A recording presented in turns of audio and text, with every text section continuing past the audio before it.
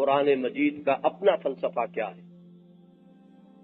قرآن لفظ شہید کو کس معنی میں استعمال کرتا ہے، وہ کیا مفہوم ہے کہ جس کی روح سے تمام رسول شہید ہیں، ذرا حال ہے کہ جو عام معنی لفظ شہید کے سمجھے جاتے ہیں اللہ کی راہ میں قتل ہو جانا، اس معنی میں کوئی رسول بھی شہید نہیں ہو سکتا، مقتول نہیں ہو سکتا، اس لیے کہ ان کے بارے میں اللہ تعالیٰ کا یہ فیصلہ اٹل ہے کہ کتب اللہ لأغلبن انا ورسلی، اللہ نے یہ لکھ دیا ہے کہ میں اور میرے رسول غالب ہیں۔ کسی کے ضمن میں یہ بات بھی سامنے آئی کہ خود اسلام کا ہمارا جو چمن ہے اور شاندار جو باغ ہے، ہماری جو تاریخ ہے، ہماری جو روایات ہیں، اس میں ہر چہار طرف اس شہادت کے پھول کھلے ہوئے، اللہ کی راہ میں گردن کٹوا دینا، اللہ کی راہ میں جان دے دینا، یعنی وہ معنی کہ جس میں عام طور پر یہ لفظ بولا جاتا ہے، اس کے اعتبار سے کوئی ایسا بات نہیں ہے کہ کہیں کوئی ایک آدھی کوئی واقعہ ہوا ہو شہادت کا اور بس اسی میں ہماری پوری تاریخ منحصر ہو گئی ہو، بلکہ یہاں تو معلوم ہوتا ہے کہ ایک سے ایک بڑھ کر پھول جو ہیں وہ کھلے ہوئے ہیں۔ جس طریقے سے صحابہ کرام نے رضوان اللہ تعالی علیہ مجمعین اپنی جانیں دی ہیں اور جس طرح انہوں نے جام شہادت بئی معنی نوش کیا، اس میں مختلف اعتبارات سے فضیلت اور افضلیت کا معاملہ جو ہے وہ مختلف پہلوؤں سے مختلف صحابہ کو حاصل۔ مثلاً ایک فضیلت وہ ہوتی ہے کہ جو اقدم ہونے کی بنیاد پر، الفضیلت للمتقدمین، جو سب سے پہلے کسی معاملے میں آگے بڑھے اور سب سے پہلے جس کا معاملہ ہوگا اس کی اپنی ایک فضیلت ہے۔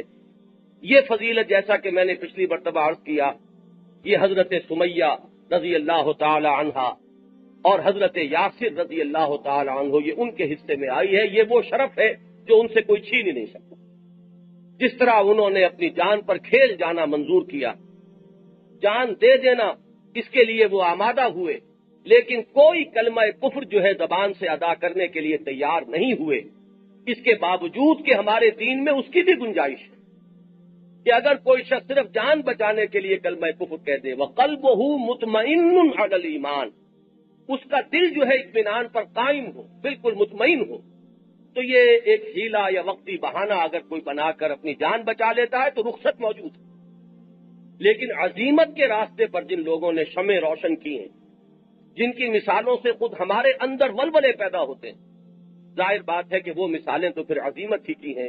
اس راہ میں ایک مقام اور ایک مرتبہ، وہ جو کہا کسی کہنے والے نے کہ یہ رتبہ بلند ملا جس کو مل گیا، ہر مدعی کے واسطے دار و رسن کہاں، یہ مقام جو ہے حضرت یاسر حضرت سمیہ رضی اللہ تعالی عنہما کو حاصل ہوئی۔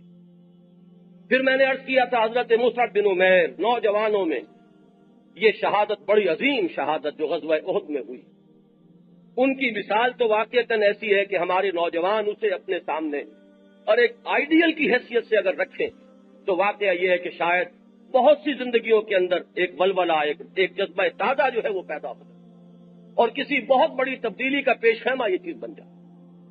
پھر جہاں تک مظلومیت کا تعلق ہے، اور مظلومیت بھی اس حال میں ہو کہ ایک شخص وقت کی عظیم ترین مملکت کا فرما روا ہو، اس کے حکم پر لاکھوں کی تعداد میں افواج جمع ہو جائے۔ اس لیے کہ ذہن میں رکھیے یہ کہ حضرت علی رضی اللہ تعالی عنہ کے عہد خلافت میں جو جنگیں ہوئی ہیں، تو جنگ صفین میں کتنے مسلمان جمع تھے؟ طرفین کو جمع کیجئے، 70,000 تو وہاں شہید ہوئے ہیں۔ اس سے آپ اندازہ کیجئے کتنی بڑی بڑی فوجیں تھیں جو آپس میں ٹکرائی، اور کوئی زیادہ فاصلہ تو نہیں، 2 سال ہے حضرت عثمان کی شہادت کے بعد۔ تو حضرت عثمان رضی اللہ تعالی عنہ کتنی تعداد میں افواج جمع کر سکتے تھے، اپنے تحفظ کے لیے کتنے اہتمام کر سکتے تھے، اس کا ذرا تصور کیجئے۔ لیکن یہ ہے کہ ایک بات جو انہوں نے کہی اور اس پر ڈٹ گئے کہ میں صرف اپنی جان کی حفاظت کے لیے، صرف یہ کہ اپنی جان کو بچانے کے لیے کوئی فساد برپا کروا دوں، کوئی خونریزی ہو جائے، اس کے لیے میں تیار نہیں، کسی کلمہ گو کی جان میں اپنی جان بچانے کے لیے، ختم کرنے کے لیے تیار نہیں۔ اس کے پاس وہ شہادت کا وہ جو کلمہ شہادت ہے اس کی ڈھال موجود ہے، وہ اشہد ان لا الہ الا اللہ واشہد ان محمد رسول اللہ کا کلمہ پڑھنے والا۔ میں سوچ رہا تھا علامہ اقبال کا وہ شعر، اس کا پہلا مصرع واقعتاً بہت عمدہ، کہ غریب و سادہ و رنگی ہے داستان حرم۔ یہ داستان حرم جو ہے، آپ کو معلوم ہے کہ اس کا آغاز حضور سے نہیں ہے صلی اللہ علیہ وسلم۔ خود علامہ اقبال نے دوسرے مصرعے میں اس کے آغاز جو کیا ہے تو وہ حضرت ابراہیم سے کیا، معمار اس حرم کے حضرت ابراہیم علیہ السلام سے، تو نہایت اس کی حسین ابتدا ہے اسماعیل۔ ویسے اس بات کو ذرا آگے بڑھائیے، بات اس سے بھی آگے کی ہے۔ خانہ کعبہ کی تعمیر کے ضمن میں بھی ایک تحقیق یہ ہے کہ اس کے معمار اول حضرت آدم تھے۔ ان اول بیت وضع للناس للذی ببکہ۔ اب آپ سوچئے کہ کیا ممکن ہے کہ حضرت آدم سے لے کر حضرت ابراہیم تک اللہ کی عبادت کے لیے کوئی گھر ہی تعمیر نہیں ہوا ہوگا؟ اتنے جلیل القدر نبی آئے ہیں، حضرت شیث آئے ہیں، حضرت ادریس آئے ہیں، رسولوں میں حضرت نوح علیہ السلام جیسی عظیم شخصیت، تو کیا اللہ کی عبادت کے لیے کوئی گھر اس سے پہلے تعمیر ہوا ہی نہ ہوگا؟ یہ عقل میں بھی بات نہیں آتی۔ تو یہ روایت صحیح معلوم ہوتی ہے، یہ تحقیق درست معلوم ہوتی ہے کہ خانہ کعبہ کے معمار اول حضرت آدم علیہ السلام۔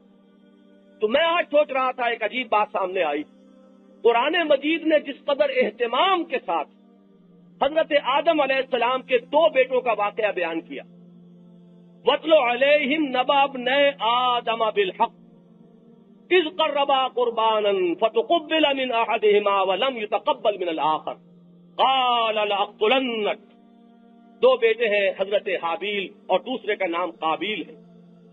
دونوں نے کچھ قربانی کا اہتمام کیا، اور ابتدا میں یہ روایات سے ثابت ہوتا ہے کہ اللہ تعالیٰ کے ہاں کسی کی قربانی یا نذرانے کی قبولیت کے لیے ایک علامت بھی مقرر تھی، اور وہ علامت یہ تھی کہ غیب سے ایک آگ ظاہر ہوتی تھی جو اس قربانی کی چیز کو یا اس جو بھی نذر پیش کی جاتی تھی اسے کھا لیتی تھی۔ تو وہ آگ ظاہر ہوئی اور حضرت حابیل کی قربانی قبول ہو گئی، فَتُقُبِّلَ مِنْ أَحَدِهِمَا وَلَمْ يُتَقَبَّلْ مِنَ الْآخَرِ، دوسرے کی قربانی جو ہے وہ قبول نہیں ہوئی۔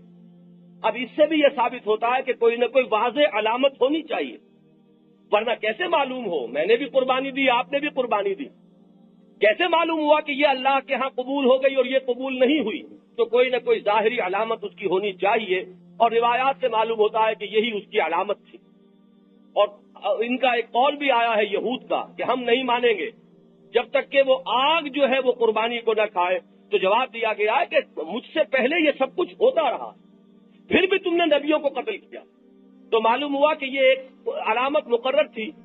اب جس شخص کی وہ قربانی قبول نہیں ہوئی وہ آگ ہو گیا غصے میں، لال بھبو کا، اور اس نے دنیا میں یہ جان لیجئے کہ جرم کی اور سب سے زیادہ ظلم کی جو بنیاد ہے وہ حسد، تکبر اور حسد میں سے دو چیزیں شمار ہوتی ہیں۔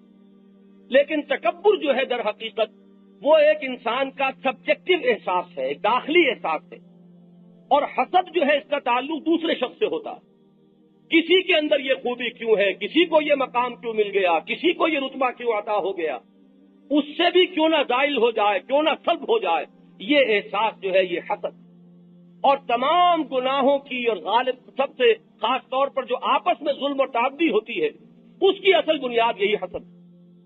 چنانچہ ابلیس لعین کا جو معاملہ تھا وہ حسد کا، مجھ پر کیوں فوقیت دے دی گئی حضرت آدم علیہ الصلوۃ والسلام کو، خلقتنی من نار وخلقتہ من طین، بظاہر تو میں اس سے افضل ہوں، مجھے آگ سے تو نے پیدا کیا اور اس کو تو نے مٹی سے پیدا کیا، اور اس کے بعد مجھے حکم دیا جا رہا ہے کہ میں اس کے سامنے جھک جاؤں، تو میں جھکنے کے لیے تیار نہیں۔ تکبر اور حسد، ابا واستکبر وکان من الکافرین، وہی حسد کی آگ ہے جو قابیل کے سینے میں بھڑکی اور اس نے اس غصے کو نکالا، لاقتلنک، اپنے بھائی سے حابیل سے کہتا میں تجھے قتل کر کے رہوں۔ اب جواب سنیے، حضرت حابیل وہ جو مرد حق ہے، اللہ پر ایمان رکھنے والا، حق اور صداقت کی راہ پر قائم رہنے والا، اس کے الفاظ یہ ہیں، اگر تو نے اپنا ہاتھ مجھ پر اٹھایا مجھے قتل کرنے کے لیے، لئن بسطت الی یدک لتقتلنی ما انا بباسط یدی الیک لاقتلک، میں تجھے اپنا ہاتھ نہیں اٹھاؤں گا قتل کرنے کے لیے، میں اس کے لیے کبھی بھی اقدام نہیں کروں گا۔ اور یہ کہ اس کے بعد اسی حالت کے اندر اس نے جان دے دی، بھائی نے قتل کیا۔ اور بھائی کے خون سے اس نے ہاتھ رنگین کر لیے، اس طریقے سے ایک فیصلہ کر کے کہ میں اپنی مدافعت میں بھی ہاتھ اٹھانے کے لیے تیار نہیں، میرا فیصلہ یہ ہے کہ تو اپنے گناہوں کے ساتھ میرے گناہوں کا بوجھ بھی اپنے سر لے لے، تو مجھ پر ظلم کرے گا، ظالمانہ اگر تو میرا خون بہائے گا تو اس کا نتیجہ یہ نکلے گا کہ تیرے جو گناہ ہیں وہ تو تیرے کھاتے میں ہیں ہی، مجھ پر اس ظلم کرنے کی وجہ سے تو میرے گناہ بھی اپنے سر پر لے لے گا اور پھر تو جہنمیوں میں سے ہو جائے گا، اور یہی ظالموں کی سزا ہے۔ گویا کہ حضرت حابیل نے سخت ترین سزا دی، اور وہ سزا یہ ہے کہ بجائے اس کے کہ وہ بھی اپنا ہاتھ اٹھاتے اور مدافعت ہی میں چاہے ہاتھ اٹھاتے، مدافعت میں بھی ہاتھ اٹھایا جائے گا تو امکان تو ہوگا کہ اپنے بھائی کو وہ قتل کر بیٹھتے، انہوں نے فیصلہ کیا کہ میں ہاتھ نہیں اٹھاؤں گا۔ ہو سکتا ہے اس دور کے کچھ جو اقلیت زدہ ناقدین ہیں وہ حضرت حابیل کی شخصیت پر بھی اعتراض کر دیں، انہوں نے کیوں نہیں اپنی مدافعت کی؟ حضرت عثمان رضی اللہ تعالیٰ عنہ پر بھی اسی طرح زبان تان جو ہے وہ کھولی جاتی، انہوں نے کیوں نہیں اپنی حفاظت کی؟ انہوں نے فوجیں کیوں نہیں بلا لی؟ انہوں نے کیوں نہیں ان بلوائیوں کا قلع کما کیا؟ لیکن دیکھیے قرآن مجید ان دو بھائیوں کی داستان لا رہا ہے اور ہماری ہدایت اور رہنمائی کے لیے لا رہا ہے۔ وَاتْلُ عَلَيْهِمْ نَبَأَ ابْنَ آدَمَ بِالْحَقِّ إِذْ قَرَّبَا قُرْبَانًا فَتُقُبِّلَ مِنْ أَحَدِهِمَا وَلَمْ يُتَقَبَّلْ مِنَ الْآخَرِ قَالَ لَأَقْتُلَنَّكَ، اور انہوں نے وہی فیصلہ کیا، اس پر ڈٹے رہے، اپنی جان دے دی اللہ کی راہ میں۔ نتیجہ کیا ہوا؟ ایک اعتبار سے، آخرت کے نتیجے کے اعتبار سے جو بدترین سزا ہو سکتی تھی وہ انہوں نے دی کہ میرا خون بہا کر تو نے میری خطاؤں کا بوجھ بھی اپنی گردن پر لے لیا۔ یہ بات بعین ہی آپ غور کریں گے حضرت عثمان رضی اللہ تعالیٰ عنہ۔ تو میں تو یہ سوچ رہا تھا اگر علامہ اقبال زندہ ہوتے تو میں ان کے دوسرے مصرے کی ایک ترمیم شدہ شکل ان کے سامنے رکھتا، اور کوئی عجب نہیں کہ وہ اس کو پسند فرماتے کہ نہایت اس کی ہے عثمان ابتدا حابیل۔ اصل میں تو معاملہ شروع ہوا اس نو کے قتل کا معاملہ، مظلومیت کی وہ انتہا کہ جو حضرت عثمان رضی اللہ تعالیٰ عنہ کی شہادت میں ہمیں نظر آتی ہے، اس کی مثال جو ہے نقطۂ آغاز اس کا وہ حضرت حابیل کا قتل ہے قابیل کے ہاتھوں۔ لطف یہ ہے کہ یہاں بھی قتل کرنے والے کافر نہیں تھے، یہاں بھی کلمہ گو تھے، مسلمان تھے، جیسے کہ قابیل کا معاملہ، اور یہاں بھی حضرت عثمان نے یہ فیصلہ کیا۔ ذہن میں رکھیے حضرت علی ایک ایک فرد ان میں لاکھوں پر بھاری، حضرت طلحہ، حضرت زبیر۔ حضرت زبیر وہ شخصیت ہیں جن کے بارے میں حضور فرماتے ہیں لِكُلِّ نَبِيٍّ حَوَارِيٌّ وَحَوَارِيٌّ الزُّبَيْرُ، ہر نبی کا ایک حواری ہوتا ہے اور میرے حواری زبیر ہیں۔ وہ زبیر، وہ طلحہ، وہ علی، اور حضرت علی کے دونوں صاحبزادے حضرات حسنین رضی اللہ تعالی عنہم اجمعین، یہ اس پر مصر ہے کہ ہمیں اجازت دیجیے، ہمیں لڑنے کی اجازت دیجیے ان بلوائیوں سے، لیکن نہیں، اجازت نہیں مل رہی، اس لیے کہ یہ اگر ظلم پر تلے ہوئے ہیں تو میں جب تک کہ یہ اس جرم کا ارتکاب نہ کر لیں، ان کے اوپر وہ جرم ثابت نہیں ہے کہ اقدام کر سکتے۔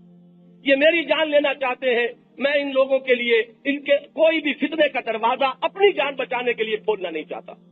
یہ عزم مصمم، یہ ارادہ، یہ عزیمت، ابھی بات عزیمت کی میں کر رہا تھا، واقعہ یہ ہے کہ عزیمت کا ایک چٹان اور کوہ ہمالیہ اگر کہا جائے حضرت عثمان کو رضی اللہ تعالیٰ عنہ تو یہ بات غلط نہ ہوگی۔ وہ شہادت ہے حضرت عثمان کی رضی اللہ تعالیٰ عنہ۔ باقی حضرت عثمان رضی اللہ تعالیٰ عنہ کی شہادت سے جس فتنے کا دروازہ کھلا، یہ بات غلط نہیں ہے کہ الفتنۃ الکبریٰ اس کو کہا جائے، اس سے بڑا فتنہ ممکن نہیں۔ اس کے بعد جو خوریزی ہوئی ہے اس کے لیے ایک واقعہ آتا ہے، میرا وہ کتابچہ آج کل آؤٹ آف پرنٹ ہے، شہید مظلوم کے نام سے، انشاءاللہ جلدی اسے پھر شائع کریں گے، وہ آپ کے سامنے آ سکے گا۔ وہ روایت اس میں نے نقل کی ہے کہ حضرت حسن رضی اللہ تعالیٰ عنہ نے اپنا ایک خواب بیان کیا، اور ظاہر بات ہے کہ یہ حضرت علی رضی اللہ تعالیٰ عنہ کی خلافت کے دور کا واقعہ۔ وہ خواب بیان کر رہے ہیں کہ میں خواب میں دیکھ رہا ہوں کہ اللہ تعالیٰ کا دربار لگا ہوا ہے، اللہ تعالیٰ عرش پر متمکن ہے، ایک پایا اس کا پکڑے ہوئے کھڑے ہیں محمد الرسول اللہ صلی اللہ علیہ وسلم۔ اس کے بعد اچانک دیکھتا ہوں کہ عثمان آتے ہیں، ان کی کٹی ہوئی گردن ان کے ہاتھ میں ہے، اور وہ استغاثہ کرتے ہیں، اللہ میرے ساتھ یہ معاملہ کیا گیا، یہ ظلم ہے جو مجھ پر ہوا ہے۔ اس پر عرش الہی تھرا اٹھتا ہے اور خون کے دو پرنالے جاری ہو جاتے ہیں عرش سے زمین تک۔ یہ خواب بیان کیا حضرت حسن رضی اللہ تعالیٰ عنہ۔ لوگوں نے کچھ کہا حضرت علی سے، یہ آپ کے صاحبزادے کیا خواب بیان کر رہے ہیں؟ اس لیے کہ حضرت علی کی فوج میں وہ شامل تھے وہ لوگ کہ جنہوں نے حضرت عثمان کے خون سے اپنے ہاتھ رنگین کیے تھے۔ اب ان کے لیے تو یہ خواب جو ہے یہ موت کا پیغام تھا. انہوں نے حضرت علی کے پاس جا کر شکایت کی کہ یہ آپ کے صاحبزادے حضرت حسن کیا خواب بیان کر رہے ہیں. حضرت علی کا قول رضی اللہ تعالی عنہ، انہوں نے فرمایا اس نے جو دیکھا ہے وہ بیان کر رہا ہے، میں کون ہوں اس کو روکنے والا. تو یہ ہے وہ معاملہ کہ حضرت عثمان کی وہ شہادت وہ در حقیقت وہ فتنۃ الکبریٰ کا دروازہ تھا. 84,000 مسلمان پھر ایک دوسرے کی تلواروں سے قتل ہوئے ہیں، ایک دوسرے کی جانیں انہوں نے لی ہیں. اور جیسا کہ میں عرض کر چکا ہوں، وہ شہادت علی الناس، لوگوں پر دین کی گواہی دینا اور پیغام رسالت محمدی کو آگے پہنچانا، اس کا عمل جو ہے رکا رہا پورے عہد خلافت میں حضرت علی رضی اللہ تعالیٰ عنہ. اس کے بعد حضرت حسن کی خلافت 6 مہینے، پھر حضرت معاویہ آتے ہیں رضی اللہ تعالیٰ عنہ. یہاں میں جو بات چاہتا تھا اور جس کا میں نے کل پچھلی مرتبہ اعلان بھی کیا تھا، یہ سارے فتنے جو ہیں یہ دور فتن ہے. حضرت عثمان کی خلافت سے یہ معاملہ شروع ہوا، ان کے قتل شہادت سے، اور حضرت حسین کی شہادت کربلا میں جو ہوئی، یہ گویا کہ ایک دور ہے جس کا آغاز شہادت عثمان اور جس کا ایک وقت تک، اس لیے کہ حضرت معاویہ رضی اللہ تعالیٰ عنہ کا عہد خلافت جو ہے وہ بہت ہی امن و امان کا رہا ہے، تقریباً 20 سال. اس کے بعد یہ واقعہ پیش آ گیا. اس کے بعد بھی پھر بنی امیہ کی خلافت جو ہے ایک طویل عرصے تک بڑی مستحکم خلافت رہی. یہاں صرف میں یہ بتانا چاہتا تھا یہ فتنے اصل میں کس کے اٹھائے ہوئے تھے. ہمارے ہاں بدقسمتی سے کچھ لوگ حضرت عثمان پر تنقید کر دیتے ہیں معاذ اللہ، اور کچھ جواباً حضرت علی پر تنقید کرتے ہیں معاذ اللہ. ان دونوں کے بارے میں یہ بات جان لیجئے کہ یہ در حقیقت دشمنوں کا کام کر رہے ہیں. صحابہ کو بنانا ہدف اپنی تنقید کا یا ان کی نیتوں پر کہیں جا کر حملہ کر دینا، یہ جان لیجئے کہ ناوک نے تیرے سید نہ چھوڑا زمانے میں یہ بات کہاں تک جاتی ہے. اگر محمد الرسول اللہ صلی اللہ علیہ وسلم کے صحابہ یہی تھے اور یہ آپ کے قریب ترین صحابہ ہیں، حضرت علی بچپن سے حضور کی گود میں کھیل رہے ہیں، پروان چڑھ رہے ہیں، حضور کے گھر میں تربیت پا رہے ہیں. حضرت عثمان کے عقد میں حضور کی 2 بیٹیاں آئی ہیں اور حضور فرماتے ہیں کہ اگر میرے اور بیٹیاں بھی ہوتی تو میں عثمان کے عقد میں دے دیتا. یکے بعد دیگرے 2 جو ہیں حضور کی بنات مطہرات وہ حضرت عثمان کے عقد میں آئی اور فوت ہو گئی. حضرت عثمان کا وہ مقام ہے ذو النورین، 2 نوروں والے، جن کے حوالہ عقد میں 2 نور آئے، محمد الرسول اللہ کی 2 بیٹیاں آئیں صلی اللہ علیہ وسلم. اب اگر ان کی نیتوں پر حملہ کریں، حضرت معاویہ جن کو حضور ایمان لانے کے بعد کاتب وحی بنا رہے ہیں، وحی کی کتابت سے بڑا ذمہ داری کا منصب اور کوئی نہیں ہے، وہ حضرت معاویہ رضی اللہ تعالیٰ عنہ جن کی ہمشیرہ ام حبیبہ وہ حضور کے حوالہ عقد میں ہے. اور یہ کون ہے؟ یہ کوئی فتح مکہ کے بعد ایمان لانے والی خاتون نہیں ہے، بالکل ابتدا میں ابو سفیان کی بیٹی ایمان لائی ہے اور ہجرت حبشہ کرنے والے جو لوگ ہیں ان میں شامل. وہاں حضرت نجاشی نے حضور کی طرف سے وکیل ہو کر جو نکاح ہوا ہے حضور کے ساتھ وہ وہیں ہوا ہے حبشہ میں، وہ ام حبیبہ ہے رضی اللہ تعالیٰ عنہ، ازواج مطہرات میں سے. پھر یہ کہ بڑے بڑے صحابہ عمرو بن العاص جو فاتح مصر ہیں، اب ان کی نیتوں پر معاذ اللہ ثم معاذ اللہ اگر حملے کیے جائیں، یا حضرت علی یا حضرت حسین یا حضرت حسن رضی اللہ تعالیٰ عنہم ان کی نیتوں پر کوئی حملہ کرے تو یہ حملہ کس پر ہے؟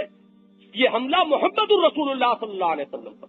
اس لیے کہ یہ لوگ حضور کے تربیت دیے ہوئے تھے، حضور کے شرف صحبت سے جنہوں نے فیض اٹھایا ہے، جن کی ساری تربیت کے اندر نبی اکرم صلی اللہ علیہ وسلم کی صحبت تاثیر صحبت جو ہے اس کو دخل حاصل. یہ وہ لوگ ہیں. چنانچہ وہ خطبے کے اندر آپ نے اکثر سنے ہوں گے وہ جملے، حضور کے خطبات میں یہ الفاظ آتے اللہ اللہ فی اصحابی لا تتخذوهم من بعدی غرضا فمن احبهم فبحبی احبهم ومن ابغضهم فببغضی ابغضهم. اللہ سے بچو، اللہ سے ڈرو، اللہ کے غضب سے بچو. میرے اصحاب کے بارے میں، میرے صحابہ کے بارے میں انہیں ہدف ملامت نہ بنانا، انہیں ہدف تنقید نہ بنانا، ان کی نیتوں پر کہیں حملہ نہ کر بیٹھنا. اللہ اللہ فی اصحابی لا تتخذوهم من بعدی غرضا. اس کے بعد جو قاعدہ کلیہ بیان کیا حضور نے، من احبهم فبحبی احبهم، جو کوئی ان سے محبت کرتا ہے وہ میری محبت کی وجہ سے کرتا ہے. آپ کو معلوم ہے کہ ایک سعادت مند بیٹا اپنے والد کے ملنے والوں کا احترام کرے گا، والد کے فوت ہونے کے بعد ان کا احترام جاری رکھے گا. یہ میرے والد کے ملنے والے ہیں، یہ ان کے دوستوں میں سے ہیں، ان کے پاس اٹھنے بیٹھنے والوں میں سے. اگر بیٹا سعادت مند ہے تو آپ سوچ لیجئے اس کا طرز عمل کیا ہو. یہ سب روحانی اولاد ہے محمد الرسول اللہ صلی اللہ علیہ وسلم کی. یہ صحابہ کرام تو آپ یہ دیکھیے کہ حضور کا جس کو احترام ہے وہ ان کا بھی ادب کرے گا، ان سے بھی محبت رکھے گا.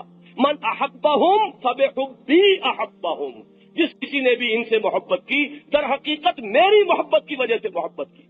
اور اس کا جو پھر کانورس ہے وہ ہے اصل بات جو سمجھنے کی ہے. من ابغضہم فببغضی ابغضہم، جو کوئی ان سے بغض رکھے گا، ان سے دشمنی رکھے گا، ان سے عداوت اپنے دل میں پالے گا، اسے در حقیقت بغض مجھ سے ہے، دشمنی مجھ سے ہے. مجھ پر وہ یہ اپنا غصہ نکال نہیں سکتا. اندر کا اندر جو ان کے خبث بھرا ہوا ہے وہ میری ذات کو نشانہ بنا کر تو وہ نکال نہیں سکتے، میرے صحابہ پر نکال رہے ہیں. یہ ہے وہ قاعدہ کلیہ، اس کو ذہن میں رکھیے. وہ چاہے ادھر کے لوگ ہوں چاہے ادھر کے لوگ ہوں، جو شخص بھی شرف سے صحابیت کو مجروح کرتا ہے اپنے قول سے، اپنے عمل سے، کسی اشارے سے، کنایے سے، وہ جان لیجئے کہ وہ در حقیقت حملہ کر رہا ہے ذات محمدی پر علی صاحب الصلاۃ والسلام. پھر سوال پیدا ہوتا ہے تھے کون یہ؟ اتنا بڑا فتنہ کیسے اٹھا؟ اس فتنے کا سلسلہ کیوں دراز ہوا؟ یہ جان لیجئے یہ سازش، یہود کی سازش. میں نے جیسے کہ وہ الفاظ آپ کو سنائے تھے کہ ایک مقام پر کسی لکھنے والے نے لکھا ہے کہ that is the end of Greek bravery but not of Greek treachery. ایک ہے خدا اور ایک ہے دھوکہ اور فریب، وہ اور ہے اور بہادری اور ہے. اللہ تعالیٰ کے دین نے جب فتح حاصل کی، محمد الرسول اللہ صلی اللہ علیہ وسلم کو جب غلبہ حاصل ہوا، تو وہ لوگ کہ جن کے دلوں میں عداوت تھی اور بغض تھا وہ وقتی طور پر دبک گئے. لیکن بعد میں انہوں نے وہ خوب سپنا، وہ بغض اور وہ عداوت نکالی، اس کے لیے سازشیں، اس کے لیے سیبوٹاج، اس کے لیے دین محمدی کا حلیہ بگاڑنے کی پوری کوشش. یہ سارا در حقیقت فتنہ یہود ہے. لیکن اس سے پہلے کہ میں آپ کو بتاؤں کہ یہ یہود کا فتنہ کس طرح ہم پر حملہ آور ہوا ہے، کس کس پہلوؤں سے اس نے ہمارے اوپر حملے کیے ہیں، میں یہ چاہتا ہوں کہ تاریخ کی ایک مثال پہلے آپ کے سامنے رکھوں. مبادا کسی کو یہ خیال ہو کہ کیا اتنا بڑا فتنہ یہودیوں کا اٹھایا ہوا ہے.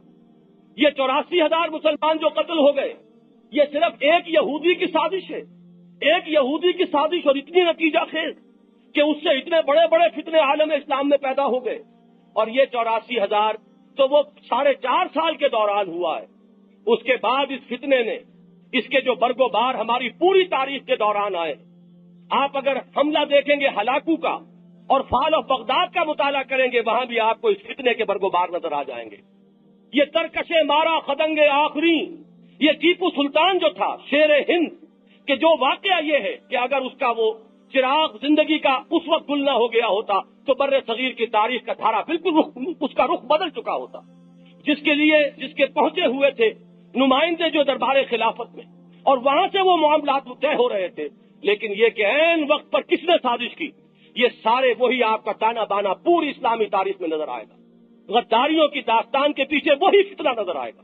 اس فتنے کو اچھی طرح پہچانیے. لیکن مبادا کسی کو یہ خیال ہو کہ یہ ایک شخص کے ذہن کے اندر اتنی بڑی بات کیسے آ سکتی ہے، تو میں اس کی مثال پہلے آپ کو دے دوں، اور اسی کا میں نے اعلان کیا تھا. حضرت مسیح علیہ السلام کے بارے میں ہمارا ایمان کیا ہے ذرا ذہن میں لائیے.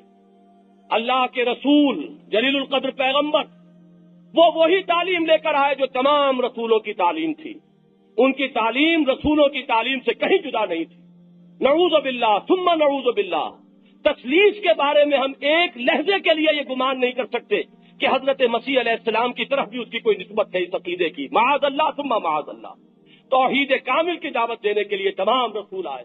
لیکن آج آپ دنیا میں دیکھیے ان کے نام لیوا، ان کو پوجنے والے، لیکن یہ کہ وہ سب کے سب بدترین شرک میں مبتلا ہو چکے. توحید جو ہے بالکل ختم، اور اس کی جگہ تثلیث، وہ کہیں شرک خفی کی شکل میں نہیں، شرک جلی کی صورت میں. الوہیت میں باقاعدہ اقنوم کی حیثیت سے حضرت مسیح کو شامل کر دیا گیا. یہ کون سا درخیز ذہن تھا جس نے حضرت مسیح کے دین کی تعلیمات بالکل ختم کر کے رکھ دی کہ آج جو ہے ڈھونڈیے، وہ جو کہا کسی نے کہ ڈھونڈ اب ان کو چراغ رخ زیبا لے کر، تو ذرا تلاش تو کیجئے. دنیا میں آپ کو کہیں نظر نہیں آئے گا کہ حضرت مسیح علیہ السلام کی جو اصل تعلیمات تھیں وہاں کہیں ان کا کوئی سراغ آپ کو مل جائے. ان کے نام لیواؤں میں کوئی ایک فرقہ ہی ایسا مل جائے کہ جو حضرت مسیح کی اصل تعلیمات پر ابھی تک کھڑا ہوا ہو. دور نبوی تک پھر بھی کچھ لوگ موجود تھے جن کی تعریف قرآن نے کی ہے. وہ قسیسین اور رہبان تھے، ان میں موحدین بھی تھے. لیکن یہ کہ 1400 سال اور بیت گئے. اس وقت تک تو یوں سمجھئے کہ ابھی 6 صدیاں بیتی تھی. حضور کی جو ولادت ہے وہ 571 عیسوی کی ہے. تو ابھی 6 صدیاں پوری نہیں بیتی تھی کہ وہ جو آفتاب ہدایت ہے محمد رسول اللہ صلی اللہ علیہ وسلم کا وہ طلوع ہو گیا. تو 600 سال میں بگاڑ اتنا آ چکا تھا. تو اب اس کے بعد 1400 اور ایڈ کیجئے، اب تو 2000 برس ہونے کو آ رہے ہیں. نتیجہ یہ ہے کہ آج آپ کو پورے کرۂ ارضی پر حضرت مسیح علیہ السلام کی جو اصل تعلیمات تھی ان کا کہیں سراغ نہیں ملے گا.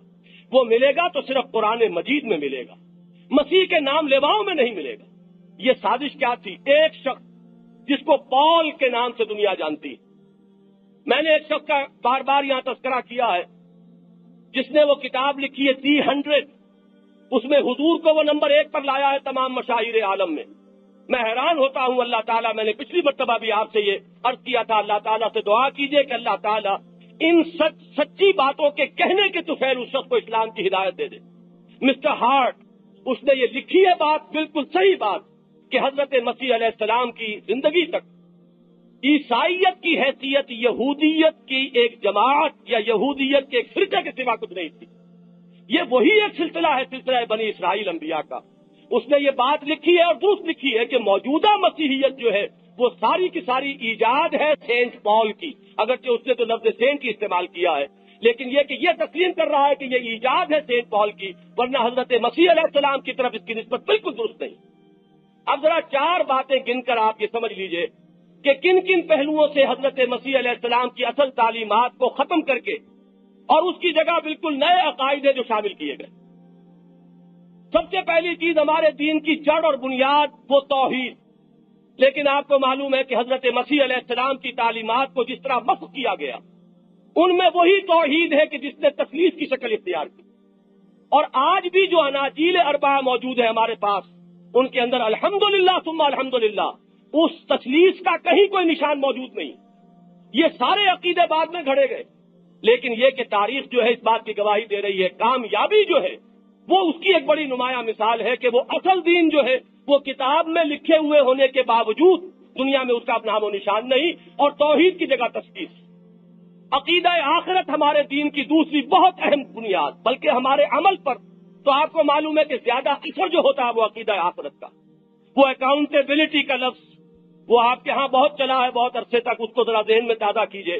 یہ آخرت کی اکاؤنٹیبلٹی کا احساس اگر ہوگا تبھی انسان کا کردار درست ہوگا.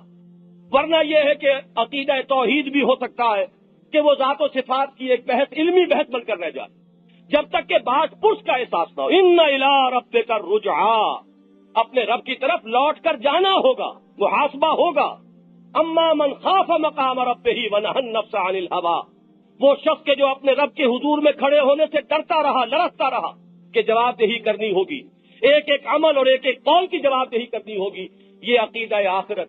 لیکن اس کا جس طریقے سے اس کی تاثیر ختم کی گئی، وہ ٹھیک ہے، ریزریکشن کو مانتے ہیں وہ لوگ بھی، ایک ہے باس بعد الموت، لیکن یہ کہ اس کی تاثیر ختم ہو گئی جب عقیدہ کفارے کا آ گیا. جو بھی حضرت مسیح کو مان لے اس کے تمام گناہوں کی طرف سے پیشگی کفارہ حضرت مسیح دے چکے ہیں. یہ کھلا لائسنس ہے، کھلی چھوٹ ہے، اب جو چاہو کرو. تم نے جب مسیح کو مان لیا، اس کے نام لیوا ہو گئے، تو وہ تو تمہارے تمام گناہوں کا پیشگی کفارہ دے چکے، اپنا خون بہا کر اور اپنی جان دے کر وہ سولی پر چڑھ گئے، تمام ماننے والوں کی طرف سے کفارہ بن گئے. آپ اندازہ کیجئے کہ دونوں جو عقیدے ہیں، توحید وہ ختم، عقیدہ آخرت وہ ختم. رسالت کے عقیدے کو اس طرح ختم کیا. حضرت مسیح علیہ السلام جو رسول تھے، جب وہ الوہیت میں شامل ہوئے، جگہ جو خالی ہوئی تو اب یہ لوگ خود رسولوں کی حیثیت اختیار کر لی. یہ آپ کو رسولوں کے مکتوب اناجیل کے اندر اب بھی ملیں گے. چوتھا سب سے بڑا حملہ کیا شریعت پر، کہ انجیل میں آج تک یہ الفاظ موجود ہیں سرمن آف دی ماؤنٹ میں، کہ یہ نہ سمجھنا کہ میں شریعت موسوی کو ختم کرنے آیا ہوں. یہ شریعت موسوی ہرگز ختم نہیں ہوگی، میں اس کو پورا کرنے آیا ہوں، ختم نہیں کرنے آیا. اب تماشا یہ دیکھیے، دنیا میں یہ تماشے ہوتے ہیں. انجیل موجود ہے، متی کی انجیل موجود، سرمن آف دی ماؤنٹ موجود، اس میں یہ جملہ موجود، لیکن پال نے شریعت کو ساقط کر دیا. شریعت اب ہمارے اوپر لاگو نہیں ہے، شریعت موسوی ختم ہو گئی. نتیجہ کیا نکلا کہ انجیل میں کوئی شریعت ہے نہیں. جب حضرت مسیح خود کہہ رہے ہیں ازروع انجیل کہ میں اس شریعت موسوی کو ختم کرنے نہیں آیا، اگر تو وہ ختم ہوتی، منسوخ ہوتی تو نئی شریعت دی جاتی. قرآن میں نے آ کر وہ نئی شریعت دی ہے، انجیل میں کوئی شریعت نہیں. لہذا اب جب وہ شریعت موسوی ساقط ہوئی، خلا ہو گیا. तौहीद खत्म, आखिरत खत्म, रिसालत खत्म, शरीयत खत्म, और इन तमाम चीजों की जगह जो चीज लाई गई वो एक हुज़्निया, एक ट्रेजेडी, हजरत मसीह की जात और उनके सलीब और उनके सूली चढ़ जाने के वाक़े के साथ एक जज्बाती ऐसा रब्त कायम किया गया। जज्बात आपको मालूम है वो चीज है कि जब ये जोश मारते हैं तो अक्ल और खिरत जो है इंसान की वो इनके नीचे दब जाती है। जज्बात का सैलाब आया, लिहाजा पूरा मजहब जो है वो अब एक सिर्फ हुज़्निये, एक ट्रेजेडी के गिर्द घूम रहा है। मैं इस वक्त ईसाइयत पर तनकीद के लिए यहाँ नहीं खड़ा हूँ। जो बात बताना चाहता हूँ वो ये है कि किस तरीके से रसूलों की असल तालीमात को खत्म किया गया, किस कदर ज़हीन लोग थे जिन्होंने ये साजिशें की हैं।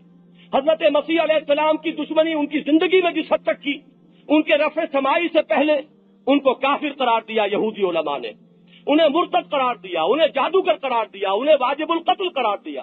पिलाटस पॉन्टिस के बारे में तारीख बताती है कि उसने अपने हाथ धो लिए थे। आई wash my hands of Christ, इसके खून से मैं अपने आप को पाक कर रहा हूँ, मैं जिम्मेदार नहीं हूँ, तुम्हारे ऊपर आएगा इसका खून। गवर्नर जो है वो अपने आप को बरी कर रहा है, लेकिन यहूदी उलमा एक जलीलुल कद्र रसूल को सूली चढ़वा रहे हैं। अपनी हद तक तो उन्होंने ये किया, अल्लाह ने जो किया वो अल्लाह ताला का अपना फेल, लेकिन उन्होंने सूली पर चढ़वा के दम लिया। ये है वो तारीख जो हमारे सामने है।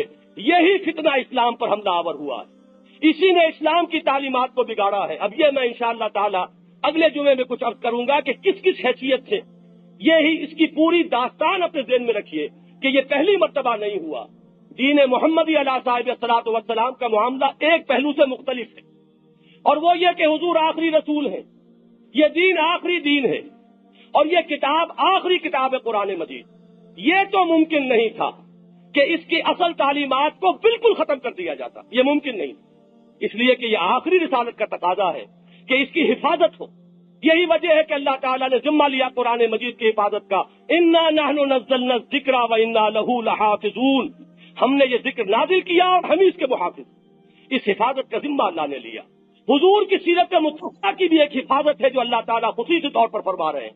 लिहाजा ये तो नतीजा नहीं निकल सका यहूदी साजिश जब इस्लाम में आई है कि इस्लाम की असल तालीमात बिल्कुल खत्म हो जाती, लेकिन वाकया ये है कि जख्म ऐसे कारी लगाए हजरत उस्मान की शहादत से बड़ा और कौन सा जख्म होगा।